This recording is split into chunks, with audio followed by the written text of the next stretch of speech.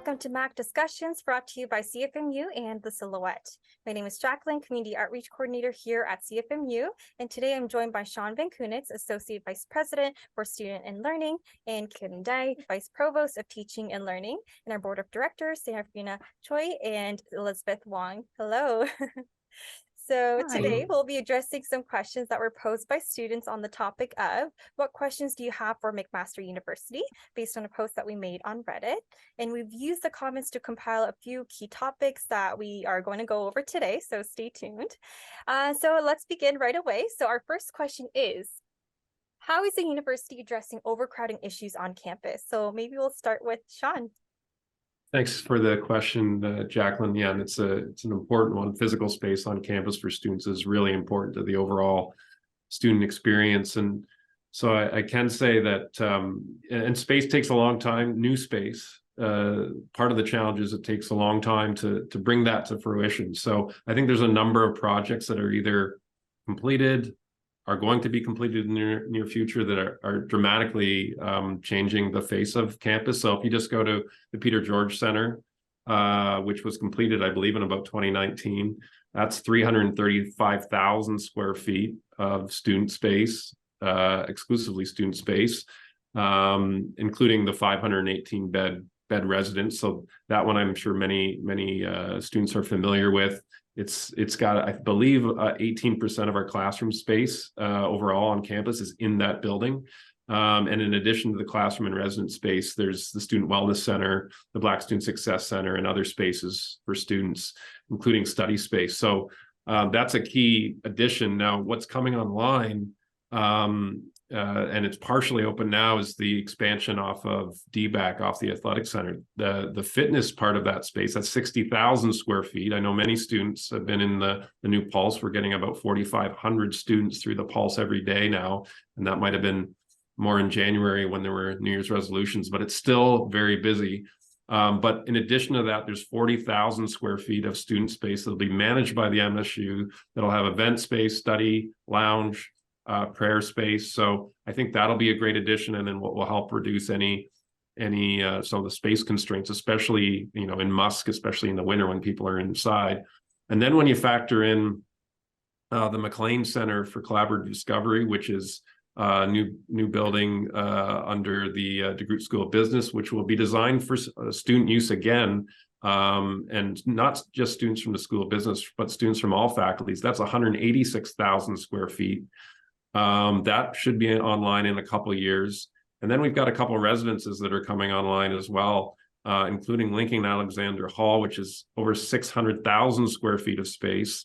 And that's a couple of years off. The grad student residence isn't on campus, it's downtown, but that's another 330,000 square feet of space. So I mentioned all that square footage because overall, those projects, that's over 1.5 million square feet of student space that between 2019 and 2026 is coming online. That should hopefully reduce some of the constraints around space for all types of use, whether it's classroom, fitness, residence, lounge, study space, all of those things. We've put a real focus on that area, and a lot of there's been an investment in that area in terms of cost as well. So that's over $600 million worth of construction that will add over 2,500 new residence beds and provide all that additional square footage for various purposes. So I think it's most likely the biggest expansion of student space in our history. Awesome. Thank you. And how about you, Kim? Yeah, thanks for the question. And Sean, really excited to hear about all the new spaces. I think this is absolutely an essential need on campus, and our students right now, admittedly, in between classes, they're landing in hallways, they're landing in between book stacks, and we want to provide better spaces for them. Also recognizing that our university has changed over the last decades, and that students are using space on campus differently. So thinking about where students need to land to be in an online class or an online tutorial, where they need to land to be engaged in kind of work from home opportunities with off-campus partners, where they need to have quiet study space, where they need collaborative spaces. I think we all recognize that so much of learning happens outside of the lecture hall. It happens in those collision spaces across campus. And we need to, when we're thinking about these new spaces that Sean has described, know how students are going to use them, and absolutely that student voice and understanding student patterns of behavior and how they're changing are being incorporated into the new space designs, but also rethinking about the spaces we have, how we use large lecture halls, how we use those tutorial spaces, and reimagining existing spaces to better suit student needs and student behaviors. Amazing. And now we'll move on to our board of directors to speak on the MSU side. Yeah, so Sean and Kim, both of you touched upon it really nicely. Sitting on the committee for Student Life Enhancement Fund and also the Undergraduate Student Initiative Fund this year, we saw so many applications coming in asking for more study spaces, more collaborative spaces. And we see that we do have to reimagine the space that we have on campus. So I know between the two committees, we are looking for more study spaces for students, buying more electrical plugs for students. And even from the MSU side, we are investing into this new building called the Hub that should open next year, where students can, it's a new student space with that student can gather, and also to do any activities that they would like to do. We have, like Sean mentioned, prayer spaces, study spaces, collaborative workspaces. There's a community kitchen. So very exciting new buildings that are coming up. Yeah. Great. And now moving on to our second question that we got from students. So the fall 2022 term marked McMaster's full return to regular in-person learning. What are some measures being taken for students who are perhaps immunocompromised or at risk? We'll first start with Kim this time. Great, thanks, Jacqueline. Yeah, this is absolutely some priority issue for us for understanding immunocompromised students, high-risk students, how they can engage with activities on campus.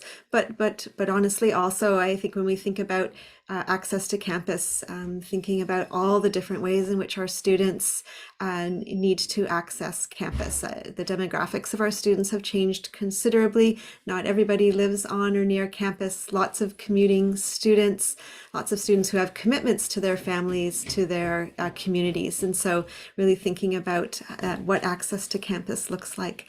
We do have a couple of projects on the go.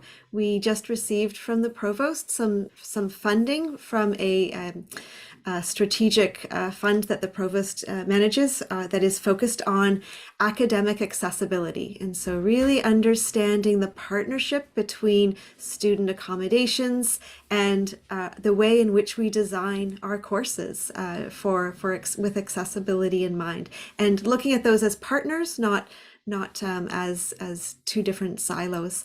And so this application is in partnership with some folks in the Equity and Inclusion Office, with folks in student accommodations, with folks in student affairs, as well as the teaching and learning side.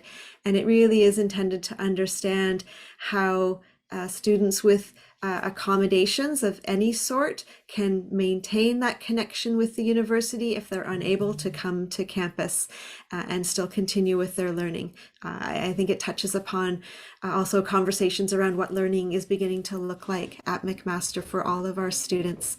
I do also want to emphasize that we actually don't have any undergraduate programs that are fully remote. So there is always an expectation that students can come to campus and can come to campus not just because we want to force them to come to campus, but for very specific reasons. To be in a lab, to use equipment, to be in a studio, to be in the theater, to be on campus for those opportunities for unexpected collaborations. So we do see a lot of value in the on-campus learning. We're just recognizing that the on-campus learning isn't the only learning that happens.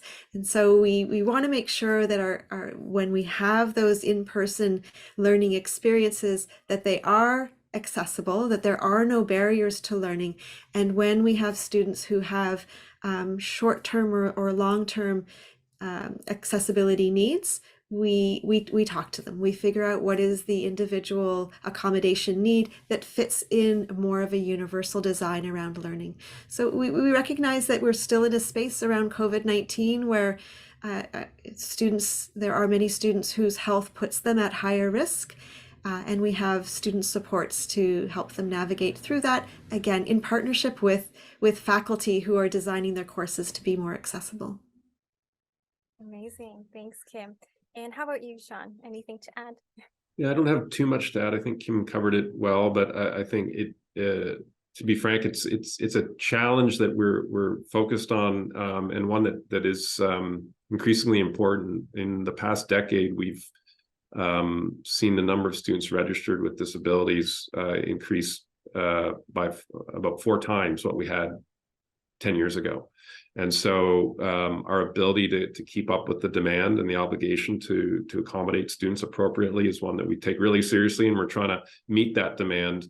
Part of, as what Kim was talking about, is to also investigate ways in which we might be able to teach and assess where accommodations are, where there's universal design, where accommodations aren't even needed in the first place, no matter what disability you may have.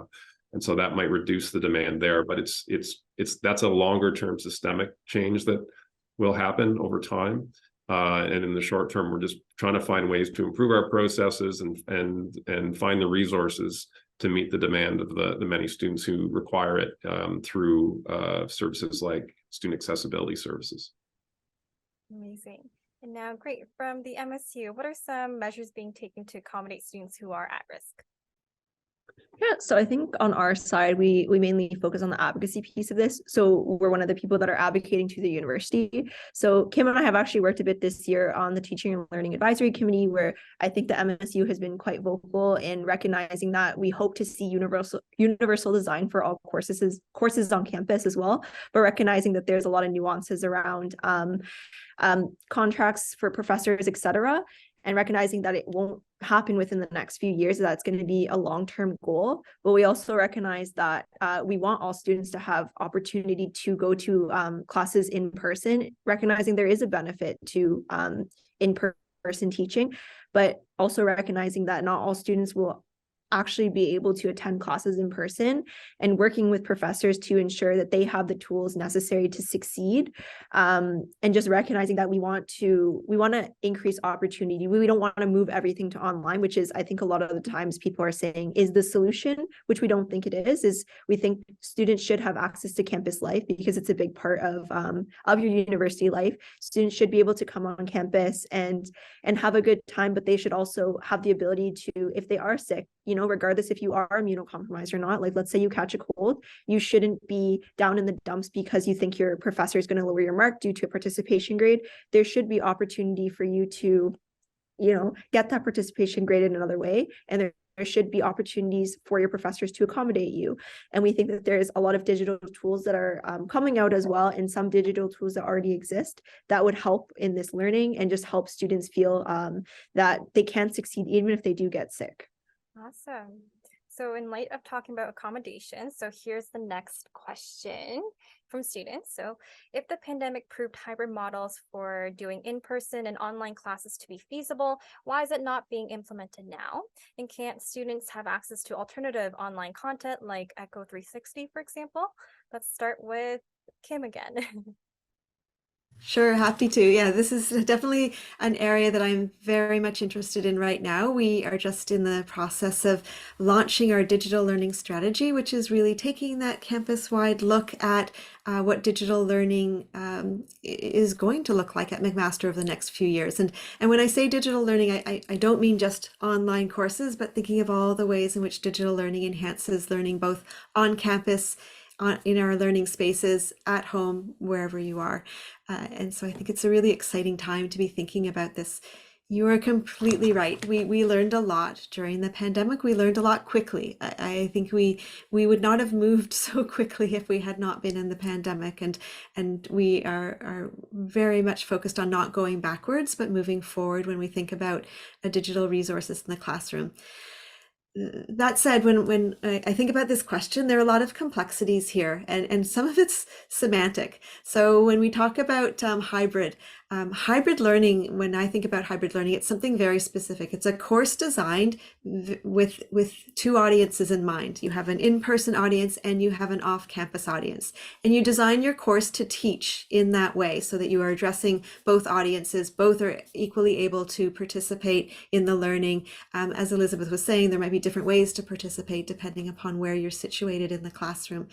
That's a modality that needs to be, again, designed from the beginning. and also designing it with universal design principles so that all participants are equally able to access the materials. That's very different from Echo 360. Echo 360 is not online or hybrid learning.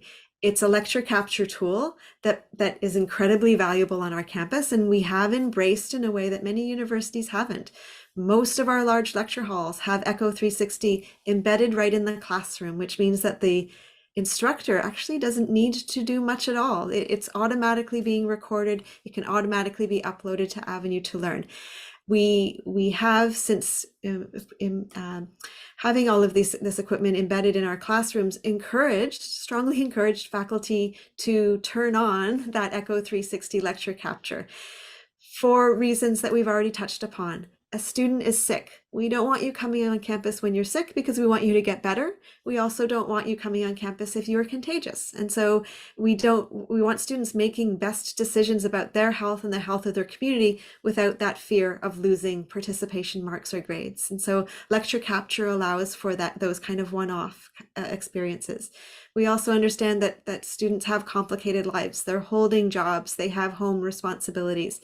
Every so often, getting to that 8:30 class isn't possible, and we want students to feel like they can take a deep breath, not get stressed, but catch up if there's a lecture being recorded. So lots of good reasons to have Echo 360. I think it makes life easier and less stressful for our students to make intelligent and informed decisions. I think it reduces stress for our faculty as well, so that students aren't coming to them in office hours and saying, I missed this lecture, can we review it? Well, no, I can't review an entire lecture during office hours on a one-on-one basis. So I think it provides a lot of advantages to instructors as well. So again, strongly recommending folks to use Echo 360.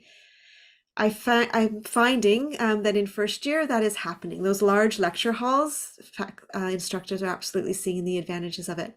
It's not the right fit for everything. So a small seminar class where it's mostly discussions, I don't think it's fair to record student voices. They're often sharing some very personal information or sharing opinions, and they don't want that being recorded. It can inhibit conversations, especially when the conversations are in areas like social work or clinical studies or gender studies. I think there are conversations that we want to encourage that shouldn't be recorded. So that Echo 360 isn't the right fit for everything. If you're going to miss a class, you might have to resort to some more old-fashioned ways of catching up on notes from your peers or meeting with your faculty member. So recognizing that Echo 360 is a really valuable tool and just encouraging folks to use it when it's appropriate. I think the other point that I just want to emphasize here, I really do appreciate the idea around the alternative online content, providing different ways for participation.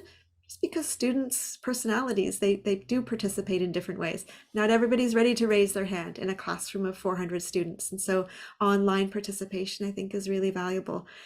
During the pandemic, my favorite part of the Zoom class was at the end. Students are so encouraging and supportive of one another. When they provide comments, the thumbs up, the I agree, that's great. At the end of class, the thank you, have a great weekend. All of those really personal remarks are really hard to do in person. We can probably find ways to do it, but the online platform really does encourage that kind of camaraderie that I think we do see in McMaster students. The other caveat, just to remind folks that faculty are people. Walking into an empty lecture hall at 8:30 in the morning because every one of the 400 students understands that it's going to be recorded is extremely deflating. And it's not the best way to learn. The instructor has planned a course for it to be in person, to engage with the audiences. And Echo 360 isn't a tool for engaging with your audience. It's just capturing. So there is going to be something lost if nobody turns up to those in-person courses. So we really do want students to use this as a tool when they need it, come to class when they can, come to class most often, engage in the experience, and know that they have that parachute of the Echo 360 when they can't make it or something else has happened in their lives. Amazing. That's perfect. Thank you. And now anything to add on your end, Sean? I think Kim answered it perfectly, and that's more her than her purview and her role. So thank you. Sounds good. And how about you from the board of directors? I think this is kind of one of the moments where I always have that moment where it's like, we're so glad to have Kim within the role that she is in, because she very much reflects a lot of the values that we would like to see within the university, especially within the teaching and learning side. I think Kim summed it up. I think one sentence really sums everything up that Kim said, is like, no one size fits all. And that we don't want just one type of learning style. We want many types. And I think one area that we've heard from students, and I think Kim already touched upon this, is that we do hope to see more professors utilizing the Echo 360 as a tool rather than something that's more of a villain to them. Because I know it's pretty difficult, even when we were doing presentations during the pandemic and you're looking at a bunch of gray boxes while you're doing a very large presentation worth 40% your mark, and it's pretty nerve-wracking. So completely understand from the faculty side of how they don't want to be overshadowed by Echo 360, and especially because you're not getting that same level of learning because courses were designed in that way. And just recognizing that, I think it really touches upon the last question that we had around like immunocompromised students, is that we want to make sure everyone has equal access, and that we go into things in development with universal design in mind, and that students shouldn't have to be forced into one pathway, is that there should be multiple ways we can learn, and that the university would support in that way. So it's always great to see, especially within the digital learning strategy. I've read through that a little bit already, of how McMaster is going to transform in that way, and recognizing too that this is not a change that's going to happen overnight, but we are happy that this is the pathway that the university is going down right now. Amazing. And now we'll move on to the next question on a slightly different topic. So what measures are being taken to resolve off-campus student housing issues? Let's first start with the board of directors. So this was for student housing issues. So recently, obviously we know that we're in a housing crisis right now, and students can't find any housing. So one of our major areas this year, especially within our municipal advocacy, was that we advocated for more affordable housing in Hamilton, namely around Ward 1, especially because this is where our highest concentration of students are. We also advocated for better use of public infrastructure and space as well.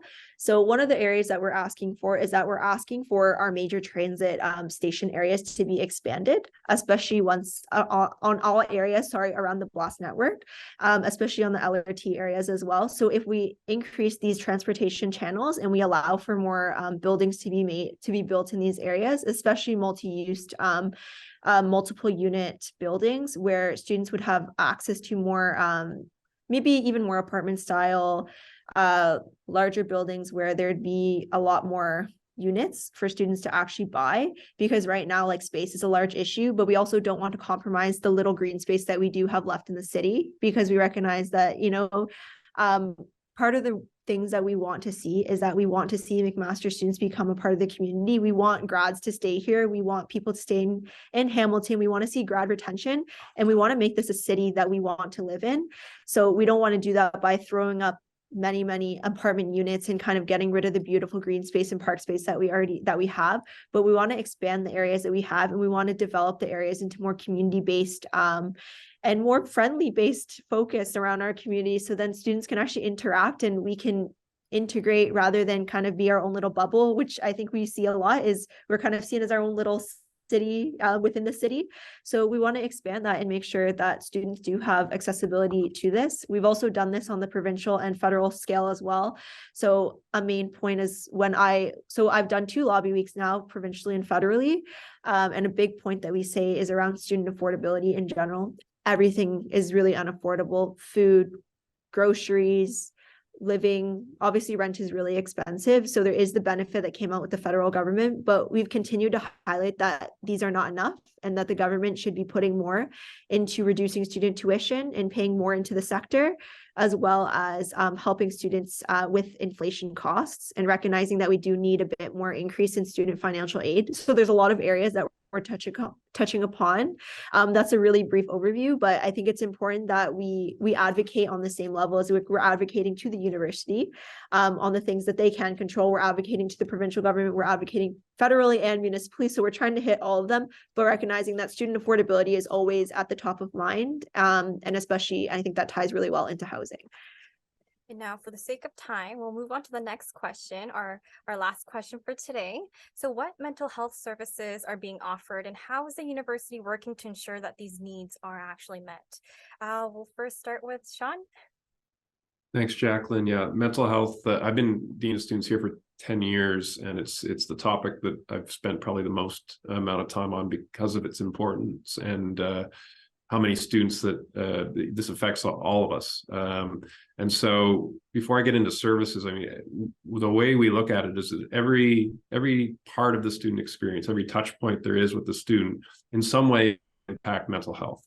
And so I mentioned in the previous question around physical space as an example, we put an emphasis on things like increasing our fitness space because we know there's a strong link between physical activity and mental health.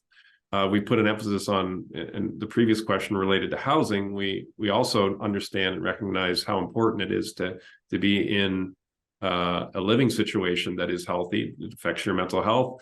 The challenge there, of course, is the length of time it takes to create new and affordable housing. And so the one residence I referred to that will appear on Main Street over the next few years is over 1,300 beds, which will then hopefully impact those 1,300 students in a positive way because they're part of a community that is going to help support their mental health. In terms of services, if you look back before COVID, we had around 22 staff who were engaged directly in mental health services out of the Student Wellness Center, and those included 17 counselors, a psychiatrist, a mental health nurse, and we've since ramped that up. We now have 3 psychiatrists on board. We have 3 mental health nurses on board. We have 19 counselors. We now have counselors that will have in the next few months in the Black Student Success Center. We have a counselor in the Indigenous Student Services area. So we're also trying to, we recognize that equity deserving groups on campus at times require specific services tailored to them. And so we're trying to mobilize around that. We're also piloting in engineering a mental health resource in that faculty. And we've also launched a new function called a student urgent response team, that if there is a student in distress on campus, whether it be in the classroom or in residence or somewhere else on campus, it's not 24/7 yet, but we do have the ability to have a mental health professional out in the field to address that situation. So that said, there's always more we can do. We're never finished on this journey because the need will always be there. But I think it's a combination of dealing with things in a holistic way and looking at every touch point we have with students, as well as ramping up the services as best we can over time. Awesome. Anything to add on your end, Kim? That was spectacular, Shania. Really happy to see all the supports for our students, and maybe just to add that other touch point, absolutely recognizing how academics can create more stressors that can amplify mental health issues, that can reveal mental health issues. And so thinking about our course and program design, bringing in universal design and learning, thinking about how deadlines can impact anxiety, thinking about how grades impact anxiety and how those are amplified as students are making their way through programs. And so just recognizing that academics and the well-being of our students are intimately connected to one another. Healthy students are going to learn well, and that's our goal. Thank you very much for both of your input, Sean and Kim. I think this is such a growing and pressing issues on our campus, and all the board of directors have it on their platform point to advocate for students' mental health. Specifically coming out of COVID, we can see the shift in models for mental health care, growing from in-person support to now more students are asking for virtual support. Specifically for students who are in the rural and also northern areas where accessibility is such a huge issue. And yeah, bridging off of the rural and northern students piece, is that rural and northern students, they have to travel quite a distance to come to McMaster. So it's great for them to have access to virtual healthcare, just because they're able to access their primary health care physicians, who a lot of them are attached to their mental health care providers as well. And then especially for Indigenous students as well, it gives them the opportunity to connect with elders, just because traditional medicine is quite different from Western medicine. So it's just connecting that gap there. And then Sarfina has a few more gaps to chat about around virtual mental health care. Yeah, and talking about filling gaps, I think seeing that when it comes to mental health care, there's actually preventative mental health care versus reactive mental health care. And I think when it comes to planning, future planning especially, we should evaluate the type of care that we're providing for students. Are we focusing more on reactive care or preventative care? In our experience interacting with students and hearing from their feedback, preventative care is a huge need. And Sean, thank you so much for mentioning about the holistic care, because a part of holistic care is having preventative mental health support for students. And currently we see that with Student Wellness Center, we've done a really good job at pivoting and providing virtual care, making it more accessible. But I think a part of it, we still hear students talking about, oh, like, I wish I can get my appointments earlier. I wish that there's more availabilities. And I think that's where, from a students' union perspective, that's why we stepped in and we decided to fill this gap through our student assistant plan, which is a free service tapping into our reserve, so then student can access the service at no cost. And I think at the end of the day, doesn't matter what we're talking about when it comes to supporting student, whether it's through mental health or housing or busing, or even spaces. All of this is to improve student life. And I think this is why feedback is so important. And students are the ones who are going through it, who are living through it firsthand. And this is why, to understand the need, we need to hear them and we need to give them platform to speak. So I want to give thanks to CFMU and the SIL for opening up this forum for students to ask questions and voice their concerns, and also giving us their feedback on what they want to see change on campus. Amazing. So that concludes our discussion for today. Big thank you to Sean Van Kunitz, Kim Dai, Elizabeth Wong, and Serafina Choi for everything that you shared with us today. So if you have any other questions that you'd like to have addressed in our future Mac discussions, please feel free to reach out to us through any of our social media platforms at 93.3 CFMU.